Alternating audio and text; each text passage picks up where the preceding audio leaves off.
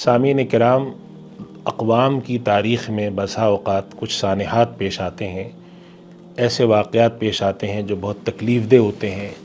انسانی جانوں کا ضیاع ہوتا ہے، قوانین کا ضیاع ہوتا ہے، ملک کی سالمیت خطرے میں پڑتی ہے،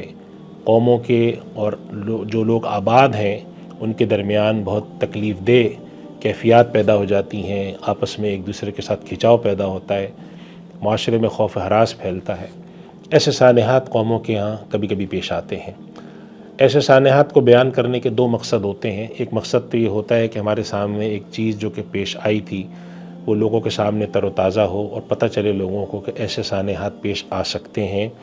اور اس کے لیے قوم تیار رہے اور لوگوں کے لیے مستقبل کے لیے ذہن سازی کرے کہ ان سانحات کو کیسے روکا جائے۔ اور دوسرا مقصد اس سے یہ ہوتا ہے کہ ان سانحات کے نتیجے میں جو کیفیت پیدا ہوئی ہے اس سے سبق حاصل کیا جائے اور مستقبل کے لیے ایسے سانحات کا سدباب کیا جائے، اور مستقبل میں ان چیزوں کو سیکھا جائے اور سمجھا جائے کہ ایک اچھا انسانی معاشرہ کیسے قائم کیا جا سکتا ہے جس کے اندر آپس میں تنازعات نہ ہوں، جس کے اندر آپس میں جھگڑے نہ ہوں، جس کے اندر آپس میں محبت کے ساتھ، امن کے ساتھ رہا جائے۔ دسمبر کے مہینے میں دوسرے ہفتے میں ہمارے ہاں سقوط ڈھاکہ کا معاملہ بھی پیش آیا تھا، اور ایک پاکستان کے اندر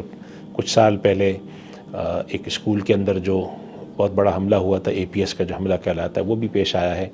اس کے علاوہ اور بہت سارے سانحات پیش آتے ہیں جس کے نتیجے میں انسانی جانیں ضائع ہوتی ہیں، دو لوگ آپس میں لڑتے ہیں، دو لوگوں میں آپس میں جھگڑا پیدا ہوتا ہے، کسی چیز پر مخالفت بڑھتے بڑھتے آپس میں قتل و قتال تک پہنچتی ہے، انسانی جانیں ضائع ہوتی ہیں۔ اللہ سبحانہ و تعالیٰ نے اور اللہ کے نبی صلی اللہ علیہ وسلم نے آپس میں ہونے والے تنازعات کے بارے میں سب سے زیادہ اس بات کو پسند فرمایا ہے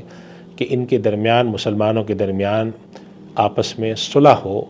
آپس میں دلوں کی صفائی ہو اور ایک دوسرے کے ساتھ اکٹھے رہیں۔ اللہ تعالیٰ نے فرمایا کہ اگر دو گروہ آپس میں لڑ بیٹھیں تو ان کے درمیان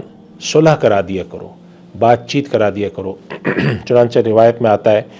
کہ ایک دفعہ نبی کریم صلی اللہ علیہ وسلم کی حیات مبارکہ میں دو قبیلوں میں آپس میں جھگڑا ہوا، تو اللہ کے نبی صلی اللہ علیہ وسلم صحابہ کرام کے ساتھ تشریف لے گئے اور ان کے درمیان جا کے مصالحت کرا دی، صلح صفائی کرا دی۔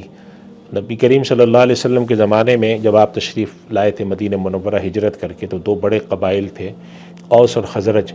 جن کے بارے میں روایت میں آتا ہے کہ 100 سال سے زیادہ پرانی دشمنی تھی ان میں۔ اللہ کے نبی صلی اللہ علیہ وسلم نے اس دشمنی کو ختم کیا اور ان کے درمیان صلح فرمائی۔ اس کا مطلب یہ ہوا کہ بسا اوقات ساتھ رہتے ہوئے ایک رنگ کے لوگ، ایک نسل کے لوگ، یا بعض دفعہ ساتھ رہتے ہوئے مختلف رنگ کے، مختلف نسل کے لوگ، مختلف زبانیں بولنے والے، مختلف تہذیب والے، ان کے درمیان آپس میں تنازعات ہوتے ہیں، ان کے درمیان اختلافات ہوتے ہیں اور جھگڑے ہوتے ہیں، لیکن اس میں اس حد تک بات چلی جائے کہ لوگ ایک دوسرے کی جان لینے لگیں، لوگ قتل و قتال کرنے لگیں، ایک دوسرے کے حق کو ضائع کرنے لگیں، تو یہ بات بالکل بھی اللہ اور اس کے رسول صلی اللہ علیہ وسلم کو پسند نہیں ہے۔ ایسی چیزوں کا سدباب کرنے کی ضرورت ہے۔ بہت سارے مسائل میں دو لوگوں میں اختلاف ہو سکتا ہے، نبی کریم صلی اللہ علیہ وسلم نے اس بات کو پسند نہیں فرمایا۔ ایک مرتبہ اللہ کے نبی صلی اللہ علیہ وسلم نے صحابہ اکرام کو بٹھا کر یہ بات فرمائی کہ دیکھو، میرے بعد تمہیں ایسا محسوس ہوگا کہ لوگ ایک دوسرے کے ساتھ معاملات میں ترجیح دیتے ہیں، جسے ہم کہتے ہیں کہ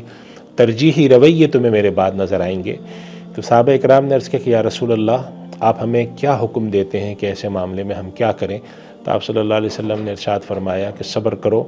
جب تک کہ حوض کوثر پہ تم سے ہماری ملاقات نہ ہو جائے۔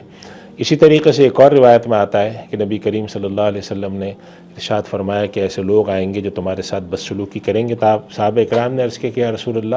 آپ ہمیں کیا حکم دیتے ہیں؟ تو اللہ کے نبی صلی اللہ علیہ وسلم فرمایا کہ ان کا حق ادا کرو اور اپنا حق اللہ سے مانگو۔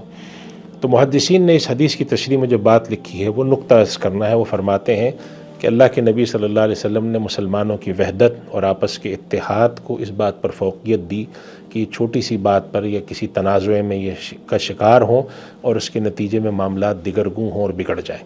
اس وجہ سے اتحاد کو، آپس میں یگانگت کو فوقیت دینی چاہیے۔ ایسے تنازعات کو اللہ اور اس کے رسول صلی اللہ علیہ وسلم کے حکم کے تحت بیٹھ کے حل کرنے کی کوشش کرنی چاہیے، اور اگر قتل و قتال تک، قتل و غارت گری تک بات جاتی ہے تو سمجھ لینا چاہیے